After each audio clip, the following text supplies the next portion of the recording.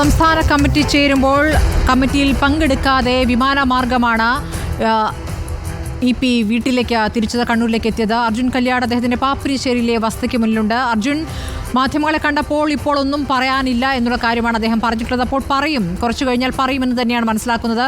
അങ്ങനെയെങ്കിൽ 3:30-ക്കുള്ള പാർട്ടി സെക്രട്ടറിയുടെ വാർത്താ സമ്മേളനത്തിന് ശേഷം നമുക്ക് പ്രതീക്ഷിക്കാമോ ഇ.പിയുടെ പ്രതികരണം? സ്മൃതി, സംസ്ഥാന കമ്മിറ്റി യോഗത്തിന് ശേഷം എം.വി. ഗോവിന്ദൻ വാർത്താസമ്മേളനം നടത്തിയതിനു ശേഷം ഇ.പി. ജയരാജൻ പ്രതികരിക്കും എന്നുള്ളത് തന്നെയാണ് നമ്മൾ മനസ്സിലാക്കുന്നത്. ഇപ്പോൾ ഇ.പി. ജയരാജൻ വീട്ടിലേക്ക് എത്തിയ ഘട്ടത്തിൽ, പ്രതികരണം ചോദിച്ച ഘട്ടത്തിൽ അദ്ദേഹം പറഞ്ഞിട്ടുള്ളത് ഇപ്പോൾ ഒന്നും പറയാനില്ല, നിങ്ങളെ അറിയിക്കും എന്നുള്ള കാര്യം മാത്രമാണ് അദ്ദേഹം സൂചിപ്പിച്ചത്.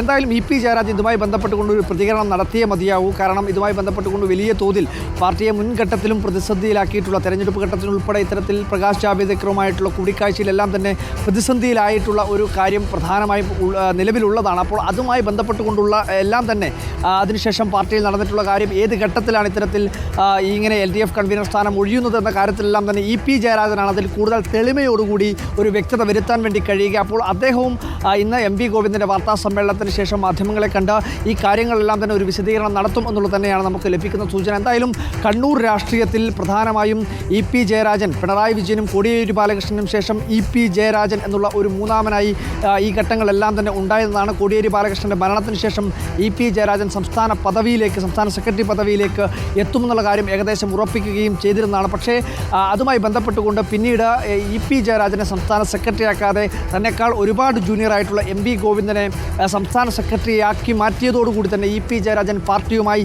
അകൽച്ചയിലുണ്ടായിരുന്നു. പക്ഷേ അത് ഒരു ഘട്ടത്തിൽ പോലും അദ്ദേഹം പരസ്യമായി പ്രഖ്യാപിക്കുകയോ അത്തരത്തിലുള്ളൊരു പ്രതികരണം നടത്തുകയോ ചെയ്തില്ല. പക്ഷേ പരോക്ഷമായി നിരവധി തവണ, നിരവധി ഘട്ടങ്ങളിൽ, പല രീതിയിൽ, പല ഭാവങ്ങളിൽ അദ്ദേഹം പ്രതികരണം നടത്തിയതുമാണ്. അതിൽ ഏറ്റവും പ്രകടമായിട്ടുള്ളൊരു ഉദാഹരണം, CPIM-ൻ്റെ സംസ്ഥാന സെക്രട്ടറിയായി എം.വി. ഗോവിന്ദൻ ചുമതല ഏറ്റെടുത്തതിന് ശേഷം കാസർഗോഡ് നിന്നും ഒരു ജനകീയ പ്രക്ഷോഭ യാത്ര സംഘടിപ്പിച്ചിരുന്നു.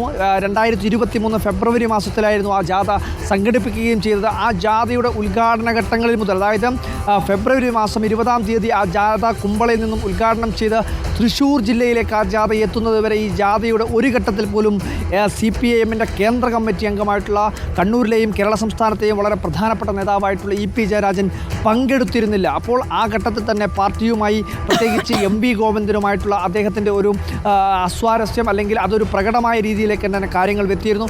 ആ ഘട്ടത്തിലാണ് ദല്ലാൽ നന്ദകുമാറിൻ്റെ അമ്മയ്ക്ക് ആദരവ് നൽകുന്ന ഒരു പരിപാടിയിൽ അദ്ദേഹം വെണ്ണലിയിൽ വെച്ച് പരിപാടിയിൽ പങ്കെടുക്കുകയും ചെയ്യുന്നത്.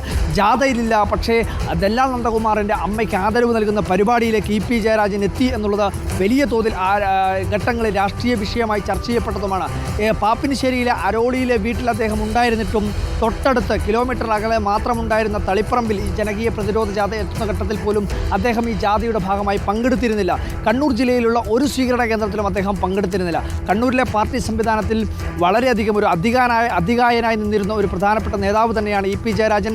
തെരഞ്ഞെടുപ്പിൻ്റെ ഘട്ടം, നിയമസഭാ തെരഞ്ഞെടുപ്പിൻ്റെ ഒക്കെ ഘട്ടത്തിൽ വളരെ സജീവമായി അദ്ദേഹം ഈ പറയുന്ന ചില ഘട്ടങ്ങളിലെല്ലാം തന്നെ പൊതുയോഗങ്ങളിലും തെരഞ്ഞെടുപ്പിൻ്റെ ചില യോഗങ്ങളിലുമെല്ലാം അദ്ദേഹം പങ്കെടുക്കുകയും ചെയ്തതാണ്. പക്ഷേ എം.വി. ഗോവിന്ദൻ സംസ്ഥാന സെക്രട്ടറി ആയതിനു ശേഷം അദ്ദേഹത്തിന് വലിയ തോതിൽ ഒരു അകൽച്ച പാർട്ടിയുമായി ഉണ്ടായിരുന്നു. പ്രത്യേകിച്ച് പിണറായി വിജയൻ അദ്ദേഹത്തിൻ്റെ ഒരു നിലപാട് തനിക്ക് അനുകൂലമായി സംസ്ഥാന സെക്രട്ടറി പദവിയിലേക്ക് ഗുണകരമാവുമെന്നുള്ള പ്രതീക്ഷയും അദ്ദേഹത്തിനുണ്ടായിരുന്നു. പക്ഷേ പിണറായി വിജയൻ അത്തരത്തിലുള്ളൊരു തീരുമാനമെടുക്കാത്തതിൽ ഒരു മനോവിഷമം അദ്ദേഹത്തിനുണ്ടായിരുന്നു എന്ന കാര്യം നമ്മൾ മനസ്സിലാക്കുന്നു.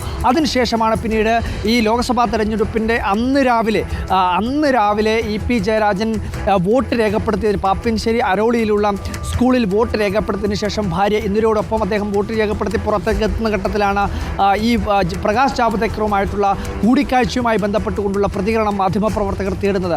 ആ ഘട്ടങ്ങളിൽ അദ്ദേഹത്തിനോട് അടുത്ത വൃത്തങ്ങളെല്ലാം തന്നെ ഇന്ന് പ്രതികരണം നടത്തേണ്ടതില്ല. കാരണം കഴിഞ്ഞ 2 ദിവസം മുമ്പ്, തെരഞ്ഞെടുപ്പിൻ്റെ തൊട്ട് തലേ ദിവസം ഈ വാർത്ത, ശോഭാ സുരേന്ദ്രൻ, ഇ.പി. ജയരാജൻ കൂടിക്കാഴ്ച, ജാവ്ദേക്കറുമായിട്ടുള്ള കൂടിക്കാഴ്ച, ഇതെല്ലാം തന്നെ വലിയ തോതിൽ രാഷ്ട്രീയ ചർച്ചാ വിഷയമായി മാറുമ്പോൾ തെരഞ്ഞെടുപ്പിൻ്റെ അന്ന് ഏതെങ്കിലും തരത്തിലുള്ള പ്രതികരണം നടത്തി പാർട്ടിയിലെ പ്രതിരോധത്തിലാക്കേണ്ടതില്ല എന്നും അദ്ദേഹത്തുമായി അടുത്ത വൃത്തങ്ങളിലെല്ലാം തന്നെ ഒരു ചർച്ചയുണ്ടായിരുന്നു. അത് അദ്ദേഹത്തോട് തന്നെ ആ അടുത്ത വൃത്തങ്ങൾ സംസാരിച്ചതുമാണ്. പക്ഷേ ആ വോട്ടെടുപ്പ് ദിവസം തന്നെ പാർട്ടിയെ പ്രതിരോധത്തിലാക്കി എന്നുള്ളതാണ് ഇ.പിയുടെ ഭാഗത്തു വന്ന വലിയ പിഴവ്. അതിൽ പിന്നീട് പിണറായി വിജയൻ തന്നെ അതിശക്തമായി പ്രതികരിക്കുന്നത് നമ്മൾ കണ്ടതാണ്. ഉണ്ണി ബാലകൃഷ്ണനിലേക്ക് പോകുന്നു വിശകലനവുമായി.